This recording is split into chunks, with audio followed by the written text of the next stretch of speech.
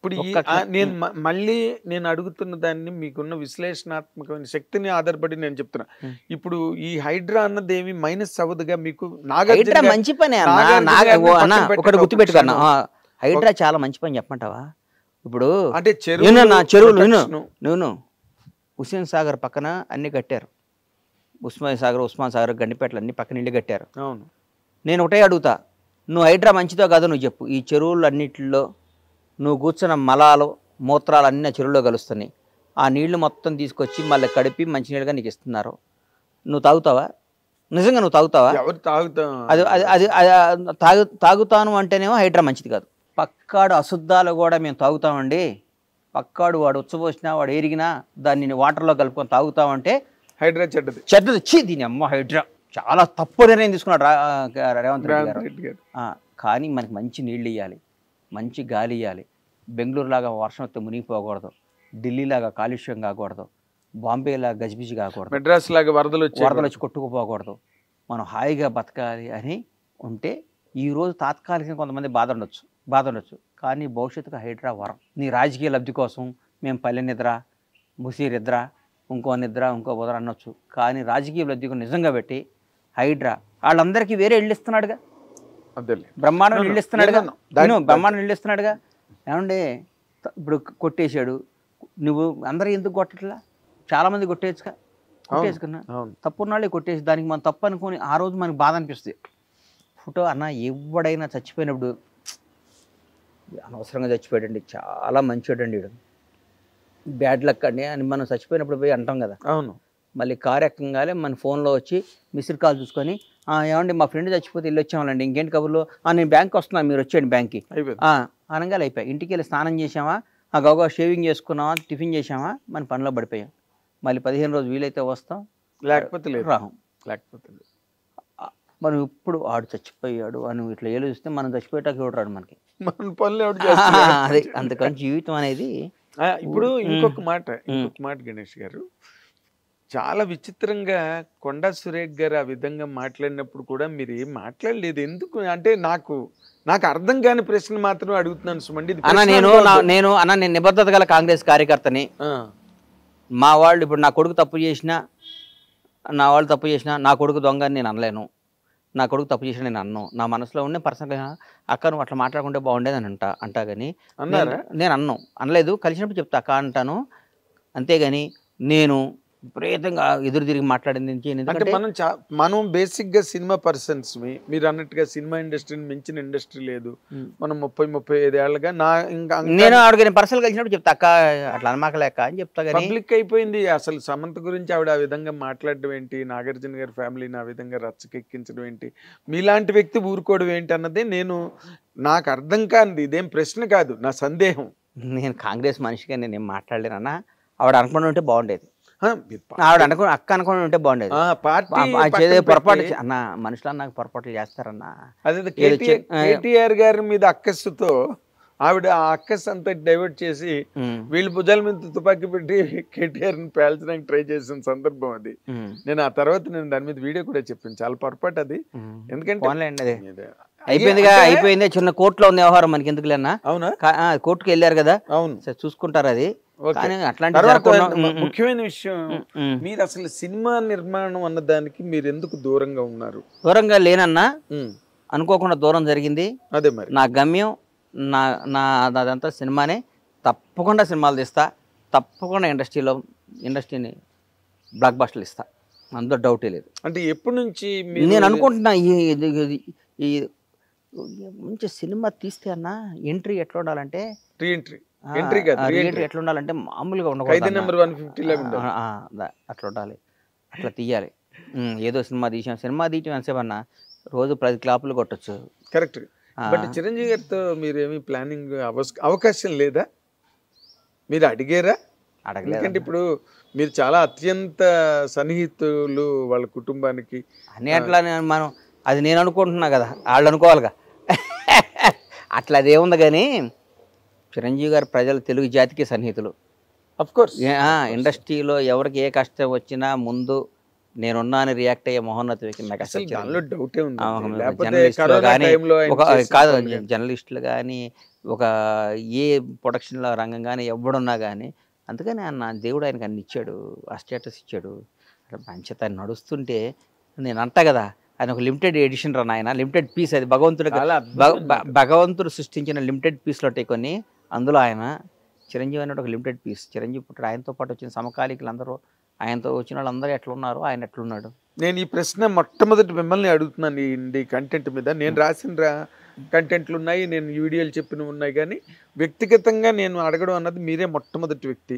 చిరంజీవి గారికి భారతరత్న రావడం మీద మీ తాలూకు ఒపీనియన్ ఏంటి చెప్పండి. రావడం అది ఆయనకు మన భారతరత్న గౌరవించుకున్నట్టు అని ఫీల్ అవుతాను.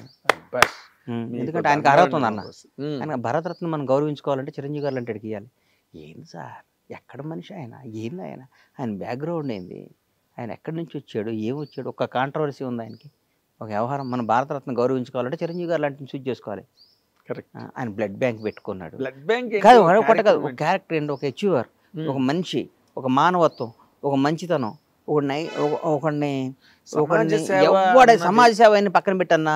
చాలా మంది అన్ని చేయటం కాదు, ఆయన మనసు ఒకటి చెడు కోరుకోడు, ఆయన మనసు ఒకటి చెడు కోరుకోడు. ఆయన డెఫినెట్గా వస్తుంది వస్తుంది వస్తుంది వస్తుంది. అంటే బాలయ్య బాబు గారికి పద్మవిభూషణ్ అని అదొక న్యూస్. ఇప్పుడు నెక్స్ట్ చిరంజీవి గారికి భారతరత్న అన్న దాని మీదే చర్చలు సినిమా ఇండస్ట్రీలో చాలా వేడిగా వాడిగా జరుగుతున్నాయి. అర్హత ఉంది, వస్తుంది 100%. నాకు నమ్మకం ఉంది. ఎందుకంటే భారతరత్న వయసు మా సచిన్ టెండూల్కర్ కూడా భారతరత్న ఇచ్చారు కదా, 200% వస్తున్నా. 200% మెగాస్టార్ భారతరత్న వస్తుంది, తీసుకో. అవును, ఈ మన తెలంగాణలో అవార్డుల గురించి అసలు మాట్లాడట్లేదు. చేస్తున్నారు బట్టి అన్న మన 4-5 మీటింగ్లు పెట్టాడు. గద్దర్ అవార్డ్స్ అని పెట్టారు. సార్ నా కొడుకులు మమ్మల్ని సరిగ్గా అంటలు, కానీ చాలా మంచి గవర్నమెంట్ అన్న కాంగ్రెస్ గవర్నమెంట్.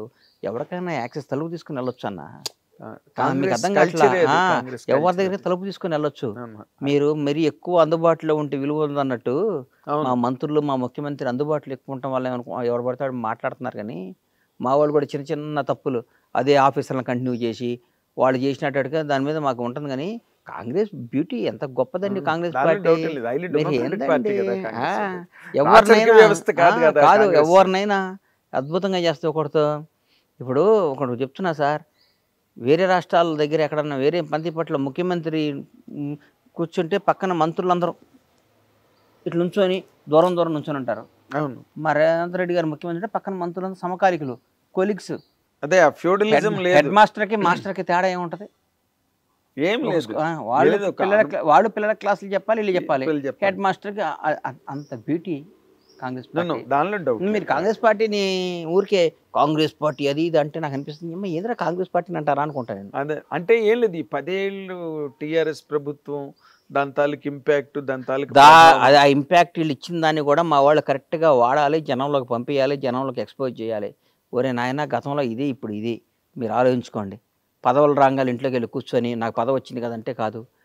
పదవి వచ్చిన ప్రతి ఒక్కడికి పదవి అనేది అలంకారంగా కూడదు. AK-47 గన్ ఇస్తే సైనికుడు అవకాశాన్ని గన్తో టక్ టక్ టక్ టక్ కాల్చి చేస్తుండాలి. శత్రు శేషాన్ని నాశనం చేయటమే పదవి. కరెక్ట్. శత్రు శేషాన్ని నాశనం చేయకుండా పదవి రాగాలి ఇంట్లో పడుకుంటే ఎట్లన్నా కాదు, యుద్ధం చేయడానికి ఏదో ఆయుధానికి మీకు ఇచ్చిన లైసెన్స్ అది. AK-47 మీ చేతిలో పెట్టారు. AK-47 చేతిలో ఉన్నప్పుడు ఎందుకు ఊరికే తుడుచుకొని పెట్టుకోవడానికి కాదు, AK-47తో శత్రువులను కాల్చేయమని చెప్తున్నారు. కాల్చండి మీరు. కాదు మీరు, నేను ఇప్పుడు మీ ఇందాక మీ రూమ్ లో చూసాను, అన్ని పుస్తకాలు ఒక లైబ్రరీ లాగా మీరు బుక్స్ చదువుతారా? నాకు ఇష్టమైంది అదే అన్న. అవునా? నేను రోజు 4-5 పేజీలను ఏదో ఒక బుక్ చదువుకుంటాను, నాకు ఇష్టం. అదే అంటే మీ మాటకారితనం కదా. నా బుక్ చదివితే ఏదో వాస్తు చరిత్ర అన్న గొప్పదే నాగేంద్రన్న. పెద్ద వాళ్ళు చాలా గొప్పవాళ్ళు అన్న, వాళ్ళు రాసిన ప్రతి వరడు మనం ఎప్పటికి అప్డేట్ కావాలన్నా. మన చిన్నప్పుడు మనకు హైదరాబాద్ వచ్చిన కొత్తలో ఫోన్ వచ్చిన కొత్తలో నోకియా అని ఒక ఫోన్ ఉండేది. అవును, నోకియా. ఎందుకు లేదు ఇప్పుడు ఆ ఫోన్ ఎందుకు లేదండి? ఇప్పుడు ఎన్నో మారిపోయి కదా. యాపిల్ ఫోన్ ఇప్పుడు 16వ వెర్షన్. అవును, ఆ యాపిల్ ఫోన్ రాగాలి అక్టోబర్లో వస్తుంది, సెప్టెంబర్లో అక్టోబర్లో. ఒక 1 మంత్ నుంచి నాకు ఫోన్ కావాలి, ఎందుకు యాంగ్జైటీగా ఉంటాం? అప్డేట్ చేస్తాడు. మనం కూడా అప్డేట్ కావాలన్నా. మనం యాపిల్ ఫోన్ అప్డేట్ అయితేనే దానికి అంత పిచ్చి, మనిషి అప్డేట్ కాబట్టి ఎవరు పట్టించుకుంటాడన్నా. నాకు మేము 20 ఏళ్ల ముందు నోకియా ఫోన్ ఇట్లా కొనుక్కున్నామండి, చాలా సెంటిమెంట్ అండి. ఆ ఫోన్ రాగానే నాకు బ్లాక్ బస్టర్ వచ్చిందండి, ఆ ఫోనే వాడతానే అండి అంటే కుదరదు. ప్రతి మనిషి, ప్రతి హీరో, ప్రతి డైరెక్టరు, ప్రతి నిర్మాత అప్డేట్ కావాలి. చిరంజీవి గారు మేము వచ్చిన కొత్తలో ఎవరో పెద్ద పెద్ద వాళ్ళు బీరం మస్తాన్ రావు వీళ్ళు డైరెక్షన్ చేశారు. ఆ రోజు అప్పట్లో ఖైదీకి కోదండరామరెడ్డి గారు నాకు బ్లాక్ బస్టర్ ఇచ్చాడు. కోదండరామరెడ్డి గారికి ఇప్పుడు ఇవ్వాలంటే కుదరదు. ఈరోజు ఎవడు ఆయన సమాజానికి కావాలని బ్లాక్ బస్టర్, తెలుగు ఇండస్ట్రీకి కావాలని బ్లాక్ బస్టర్, తెలుగు ప్రజలకు కావాలని బ్లాక్ బస్టర్. ఒక బ్లాక్ బస్టర్ ఇస్తే కొన్ని 100,000 కుటుంబాలు హ్యాపీగా ఉండడానికి కావాలి బ్లాక్ బస్టర్. అవును, అందుకని దాని కరెక్ట్ వెపన్ అప్డేట్ అయిన వస్తువుని తీసుకురావాలి. ట్యాబ్లెట్ కొన్నప్పుడు చాలా వాల్యుబుల్ ఏనన్నా, ఎక్స్పైర్ అయిపోయినాక ఆ ట్యాబ్లెట్ వాల్యూ విషం అవుద్ది కదా. మరి విషాన్ని వేసుకుంటాం. మేము డబ్బులు పెట్టుకున్నాం ఏదో పొరపాటును వచ్చిపోయాం, ఎక్స్పైర్ అయిపోయినా మన దగ్గర పనిచేస్తున్నా వేసుకుంటే ప్రాణం పోద్ది.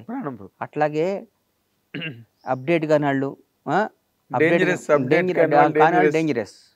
అంతేగా, వాస్తవం కదా.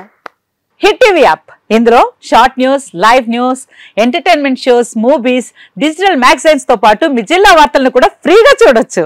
ఇంకెందుకు ఆలస్యం, వెంటనే హిట్ టీవీ యాప్ ని డౌన్లోడ్ చేసుకుని ఫ్రీగా ఎంటర్టైన్మెంట్ పొందండి. Hit TV app. Hit TV app. Please download hit TV app. Hit TV app ని ఫ్రీగా డౌన్లోడ్ చేసుకుని ఎంజాయ్ చేయండి. మీకు నచ్చిన ఎంటర్టైన్మెంట్ కోసం హిట్ టీవీ యాప్ ని ఫ్రీగా డౌన్లోడ్ చేసుకుని ఎంజాయ్ చేయండి. హిట్ టీవీ యాప్ ని డౌన్లోడ్ చేసుకుని ఆస్వాదించండి, ఆశీర్వదించండి. ఇంతమంది సెలబ్రిటీలు హిట్ టీవీ యాప్ ని డౌన్లోడ్ చేసుకోండి అని చెప్తున్నారంటే ఎంత మంచి యాప్ ఆలోచించండి.